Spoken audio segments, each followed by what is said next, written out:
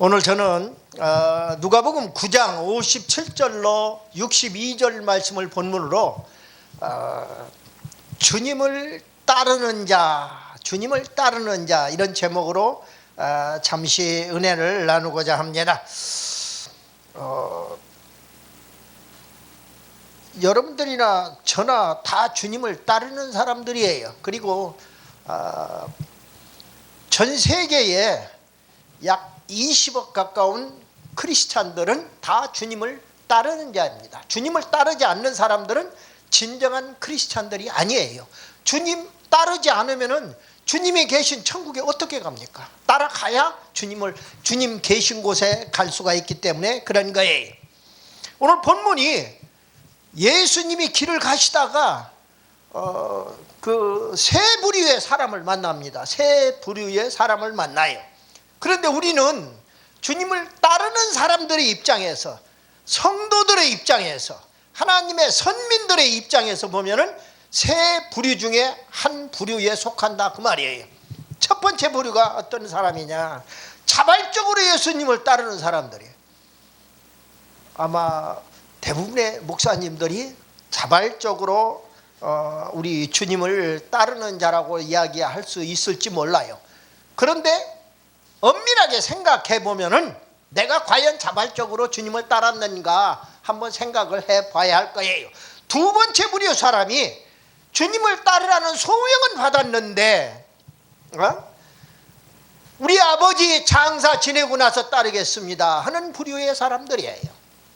부친을 장사한 후에 따르겠다는 거예요. 오늘 본문이 바로 그런 내용이에요. 세 번째 부류 사람이 주님을 따르되 가족과 작별할 시간이라도 좀 달라고 하는 부류의 사람들입니다. 작별 시간을 달라는 겁니다. 그 얘기는 무슨 얘기냐? 주님을 따르려면은 가족과 작별해야만 된다 하는 이야기예요. 세상에 함께 묻혀서 가면은 절대로 주님을 따라갈 수 없다는 그런 말씀이 되겠지요. 그런데 오늘 이 세 부류의 사람들 중에 나는 과연 어디에 속하는가? 아버지 장사를 먼저 지내야 하는데, 내가 가족하고 이별이라도 해야 하는데, 내 새끼하고 내 마누라하고 내 남편하고 이별이라도 해야 내가 주님을 따르더라도 따르지, 이런 생각들을 해보게 될 거예요. 근데 우리는 세 부류 중에 한 부류에 속한다 하는 말씀을 드립니다. 첫 번째 부류 사람은요, 자발적으로 예수님을 따르겠다는 그런 사람이라고 그랬어요. 자발적으로. 금년 경자년 새해가 밝았습니다. 이 새해를 주신 분도 하나님이셔요. 또 우리를 따르라고 하시는 분도 하나님이십니다. 또 따르는 것을 기뻐 안아주시고 인도해 주시는 분도 하나님이셔요. 그렇기 때문에 우리는 겁낼 것 없이 주님이 따라오라고 그러면은 주님의 뒤만 졸래 따라가면 되는 거예요. 내 뜻대로 내 생각대로 이리 가야 좋겠는데, 이렇게 해야 좋겠는데, 그건 네 생각이고 그건 네가 복음이에요. 네가 복음. 절대로 그렇지 않습니다. 주님이 원하는 대로. 그렇기 때문에 성경 66권을 통해서 주님이 말씀하시고자 하는 의도가 어디가 있는가를 우리가 깨달아야 한다는 겁니다. 주님의 말씀하는 바 의도를 모르고서 따라가면은 이게 진짜 주님이 나를 따라오라고 하는 건 맞아? 내가 기도해보니까 응답은 주신 것 같은데 긴가민가 하고 가다가 잘못하면은 잘못된 길로 빠져가지고 낭떠러지에 떨어져 돼지기도 하고, 잘못하면은 마귀 사탄에게 이끌려가지고 사탄의 종로로 타다가 이 세상을 망치고 말아버리는 경우가 얼마나 많은지 몰라요. 목사님들이라고, 여러분들 믿음이 가장 좋다는 부류의 사람이 목사님들 아닙니까? 그 다음에 장로님, 권사님, 그럴 거 아니에요. 그런데 목사님들까지도 3000% 빠져간단 말이에요. 마귀가 누구를 노리겠어요? 제일 노리는 사람. 여러분들 마태복음 4장하고 누가복음 4장에 보면은 마귀 새끼가 예수님까지도 시험한다는 사실을 깨달아야 합니다. 우리는 그 마귀가 볼 때는 밥이에요, 밥. 더군다나 우리가 먹이는 양떼들은 얼마나 가소롭겠느냐 그 말이에요, 마귀가 생각할 때. 그렇기 때문에 우리는 어떤 일이 있더라도 주님을 따름에 있어서 이 세 부류의 사람들 중에 자발적으로 따르는 사람들한테는 우리 주님이 어떤 교훈을 주었고, 또 부친 장사 후에 따르겠다는 사람한테는 어떤 교훈을 말씀을 주셨고, 또 가족과 인사라도 나누고 이별 인사라도 나누고 그리고 주님을 따르겠다는 부류에게는 어떤 말씀을 주셨는가. 다시 말씀을 드리면은요, 하나님은 맞춤형 하나님이에요. 예수님은 각자에게 맞춤형 하나님이라 그 말이에요. 맞춤형 예수님이에요. 그러니까 나에게 다가오신 예수님, 내가 알고 있는 예수님을 상대방에게 강요할 수가 없는 거예요. 상대방은 상대방의 달란트에 맞는 그런 입장으로 하나님이 다가가신단 말입니다. 그렇기 때문에 다 다를 수가 있어요. 내가 예를 들면은요, 내가 여자를 좋아한다고 칩시다. 그러면은 어떤 여자가 또 어떤 남자를 좋아한다고 치자 이거예요. 그러면은 그런 부류의 사람들에게는 하나님은 분명히 그 상대 배우자를 통해서 역사하시고, 그 배우자를 통해서 주님을 만나게 해주시고 주님을 따르게 인도하신단 말이에요. 우리가 이제 이 성경을 통해서, 세상의 삶을 통해서 그런 걸 깨달을 수 있다 하는 이야기입니다. 그래서 오늘 첫 번째 부류의 사람들이 자발적으로 예수님을 따르는 그런 사람들이라고 그랬는데, 이 사람에게는 오늘 58절 본문에서 뭐라고 말씀을 주시느냐. 예수님이 친히 여우도 굴이 있고 궁중에 새도 집이 있으되 인자는 머리둘 곳이 없다는 거예요. 이게 무슨 말씀입니까? 인자는 바로 예수님인데 예수님이 머리둘 곳이 없다는 거예요. 예수님 집이 있습니까? 제가 분당에 있을 때에 33평 아파트에 있었어요. 군에서 나와가지고 바로 그걸 이제 분양을 받아가지고 그러고 있었는데, 거기에 있으면서 양심의 가책을 느껴서 견딜 수가 없는 거예요. 솔직히 말씀을 드리는 겁니다. 주님은 집 한 채도 없고 머리둘 곳이 없고 그렇다고 하시는데, 오늘 인자는 머리둘 곳이 없다고는 이 말씀이 딱 공중에 새까지도 집이 있고 말입니다. 또 여우도 굴이 있는 거예요. 자기가 잠잘 굴이 있는데 우리 주님은 그것마저도 없다는 겁니다. 태어날 때부터 마구간에서 말 먹이통에서 태어나셨어요. 말 구육간에서. 이런 걸 생각할 때에 너무 가슴이 찌는 거예요. 한기총 대표이장 하시는 분이 그런 얘기 하더라고요. 당시에 자기 결혼해서 당시에 반포 아파트 40평짜리 장모가 부자라는 거예요. 그래가지고 자기 딸 결혼 고생시키지 말라고 그 40평짜리 아파트를 사주어서 40평짜리 아파트에 살아보니까 세상에 아파트 안에 아파트 안에 화장실이 있는 걸 처음 봤다니. 의성촌놈이 그랬겠지요. 근데 얼마나 그래 좋았겠어요. 그런데 잠자리에 눕기만 하면은 너는 여기에서 성직자의 삶을 여기에서 이렇게 너에게 맡겨진 양무리는 다 헐벗고 굶주려 죽어가고 있는데 네가 여기에서 편안하게 눈을 감을 수가 있느냐, 잠을 잘 수 있느냐고 그래서 덩어리가 찔려서 견딜 수가 없네. 가슴이 아파서 견딜 수가 없네. 그래서 마누라를 협박을 했다고 그러더라고. 협박을 해가지고 그걸 팔았어요. 당시에. 지금 시가 40억 갑니다. 반포 아파트 40평짜리가. 근데 그걸 팔아가지고 다 헐벗고 굶주린 사람들 가서 여기도 좀 띄워주고 저기도 좀 띄워주고 다 띄워주고 다 나눠줘 버린 거예요. 없어. 알거지가 된 거예요. 자기는. 참 그런 삶에서, 그러니까 그 도움을 받았던 사람들은 저건 사람이 아니라 성자다 하는 이야기를 했는 거예요. 그런데 그 성자 얘기 들으려고 그 얘기하는 것이 아니라 하면서 그런 이야기를 하는 것을 봤어요. 남의 말로 이야기하기에는 내 자신이 그 아파트에서 너무 양심의 가책을 느끼고 했던 그런 시절이 있었기 때문에 이야기합니다. 그래서 어쨌든 간에 하나님이 내가 그리고 기도하는 그 기도의 내용을 응답을 해 주셨는지 그 아파트를 내가 팔지도 않았는데 다른 사람의 손에 사기를 당해서 넘어가게 만드시더라고요. 결국은 그러한 그 험난한 과정을 또 겪기도 했어요. 그런데 하나님은 또 그렇게 해서 또 그 사기친 사람을 또 예수 믿게 만들어내더라 하는 이야기입니다. 하나님은 참 놀라우신 하나님이에요. 그 사람을 위해서 이 부족한 종을 또 금식까지 시키시고 말입니다. 일주일간 금식하러 산에 올라갔는데 이제 금식할 필요 없다고 내려가라고 그래서 그 일주일 금식을 채우지도 못하고 닷새 만에 오살리에서 금식기도원에서 내려왔어요. 그 내려와서 보니까 집에 과일 바구니하고 이렇게 가지고 와 있던 것을 보았어요. 그러면서 목사님인 줄 알았으면은 제가 이런 나쁜 짓을 하지 않았을 겁니다 하면서 그 부부가 눈물로 회개하는 모습을 보면서 당신들 내가 지켜볼 거야. 절대로 다른 짓 하지 말고 열심히 교회 당신 섬기는 그 교회에 나가서 이제 그때부터 교회에 나가기 시작. 그 나가는가 그 목사님한테 내가 체크하면 알아. 당신이 언제 빠졌는가 안 빠졌는가.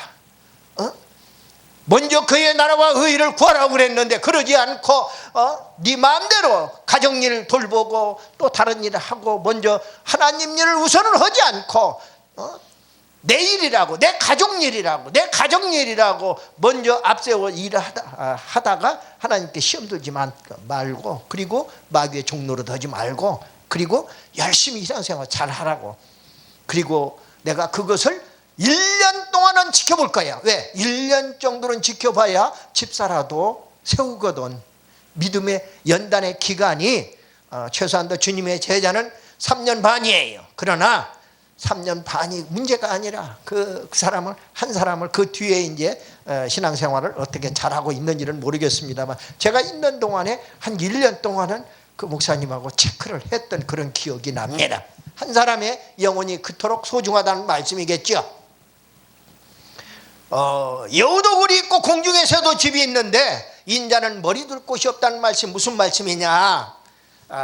우리 주님은 첫째부리 사람들의 언행 심사를 말하는 것, 행동하는 것, 그리고 머리로 생각하는 것, 사예요. 그 다음에 마음 먹는 것, 생각하고 마음 먹고 말하고 행동하는 모든 것, 언행 심사가 바로 그들은 따른다고 그랬는데 그들이 나를 따르다가 어려움에 봉착한다는 거예요. 근데 그걸 너희들이 알고 나를 따르라는 이야기예요. 오늘 주님이 말씀을 주시는 것이 여우도 굴이 있고 공중에 새도 집이 있는데 인자는 머리 둘 곳이 없다.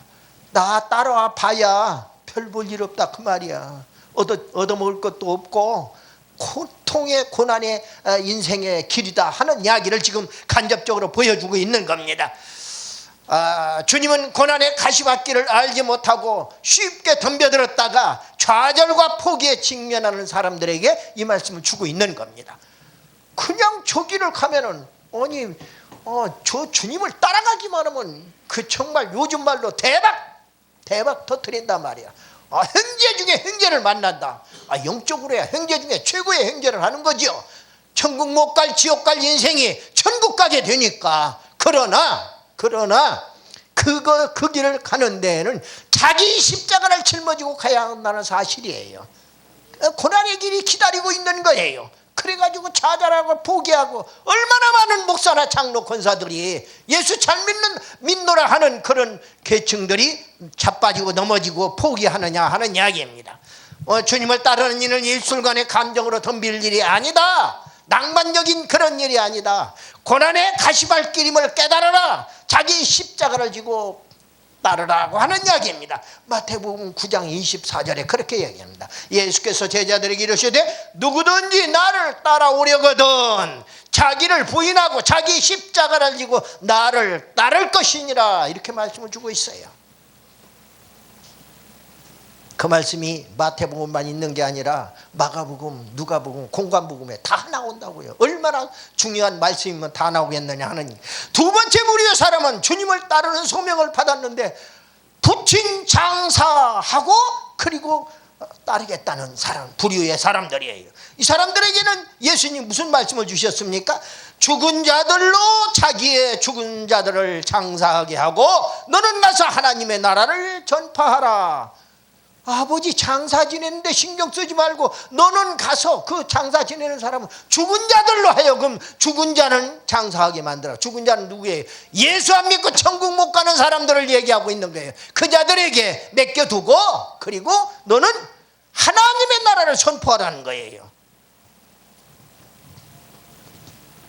사람들은 하나님의 일보다 자기 일이 먼저입니다. 예컨대 주일날하고 결혼식 날이 겹쳤어요. 결혼식 참여가 우선이라 그 말이에요. 세상 사람들은. 제가 7남매입니다. 근데 형제들 그 밑에 조카들 결혼식을 다 지금은 이제 다 조카들 결혼식이 다 이루어졌는데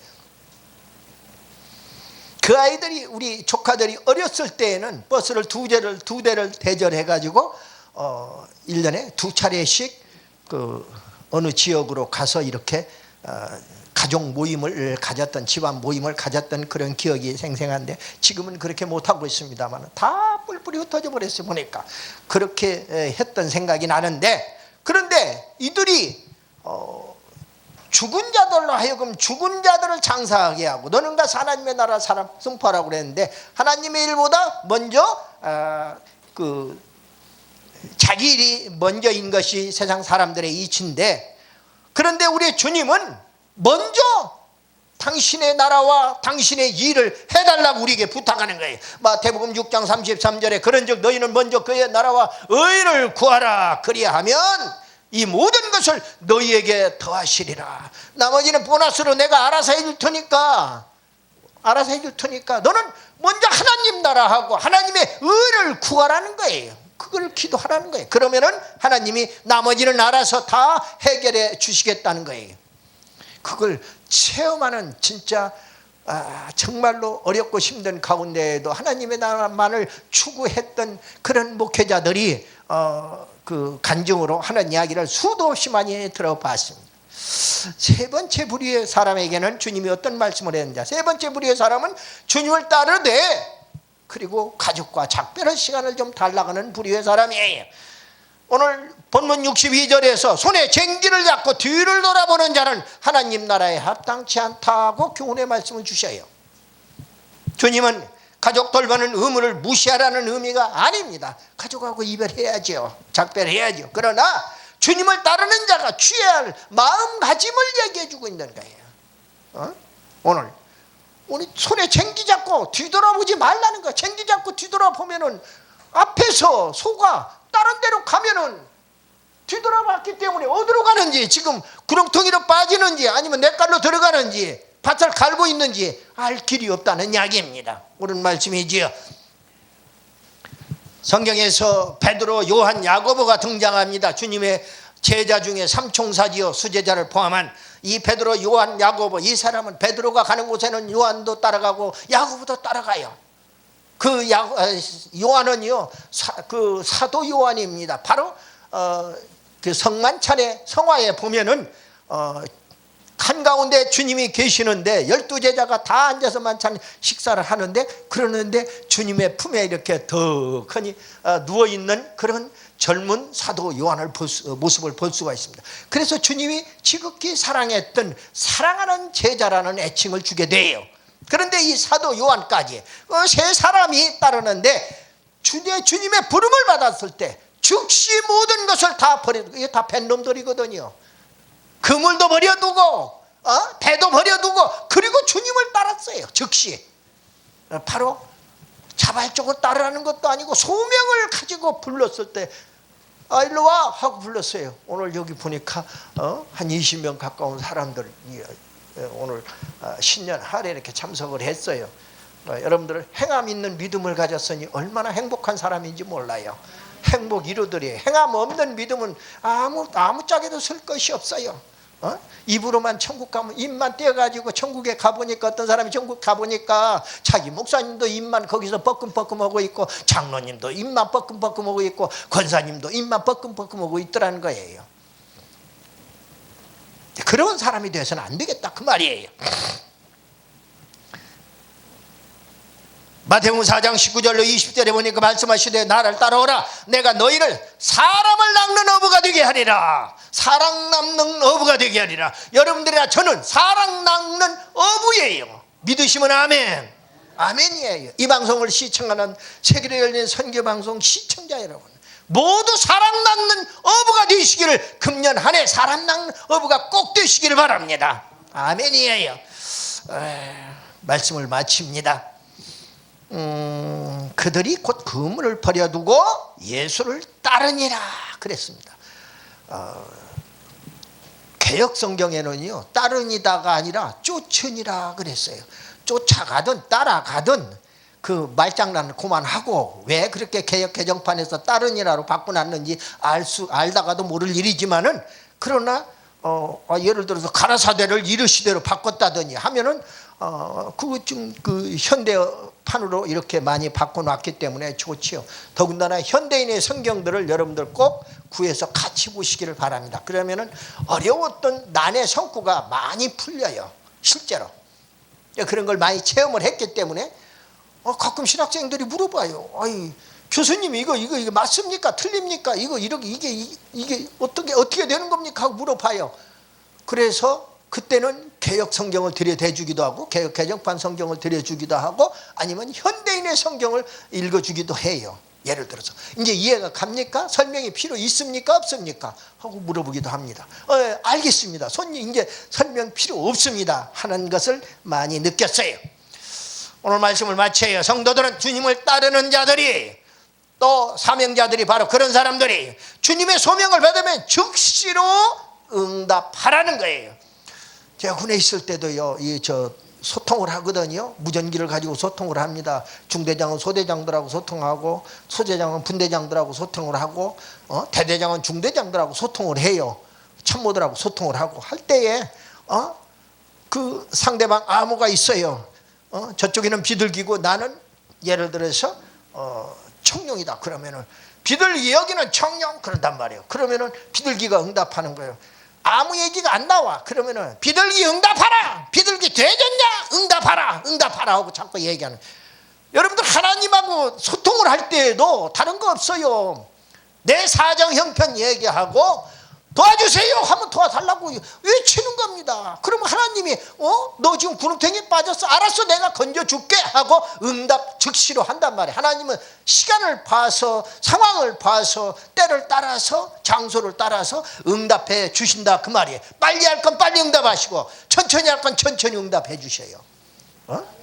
아멘. 아멘 하는 자는 그렇게 될지어다. 아멘이에요. 우리 주님이 우리를 불렀다고 하는 것 자체가 얼마나 큰 소명인지 몰라요. 축복인지 몰라요. 그런데 따라가는 것은 그 소명에 응답하는 것이기 때문에 얼마나 하나님이, 우리 주님이 기뻐하실까, 이걸 생각을 해봐요. 주님의 소명이 그 자체가 축복이라고 그랬어요. 주님께서 사명자로 불러주셔야 우리가 사명을 감당할 수가 있는 거예요. 아무나 사명 감당 못하잖아요. 30만 목회자가 그냥 목회자 된 게 아니에요. 장로님 25만의 장로가 그냥 장로가 된 게 아니잖아요. 또 50만의 권사님들이 그냥 권사님 된 게 아니잖아요. 다 하나님의 부름받으신 분들이에요. 다 성직자들이란 말입니다. 네 건 높고 내 건 낮고 그거 따지는 것이 문제가 아니에요. 어떤 분은 말씀 선포자로 부름받은 것이고, 어떤 분은 주일학교 교사로 부름받은 것이고, 다 그때 자기의 달란트 적성에 맞게 하나님이 들어 쓰신다 그 말입니다. 이제 우리는 베드로, 요한, 야고보처럼 주님이 부르심에 모든 것을 다 버려두고 즉시 응답하라, 주님을 따르는 사명자가 되어서 축복의 주인공 다 되시기를, 금년 한 해 축복의 주인공 다 되시기를, 승리의 주인공 다 되시기를 예수님의 이름으로 축복합니다. 아멘. 기도합니다.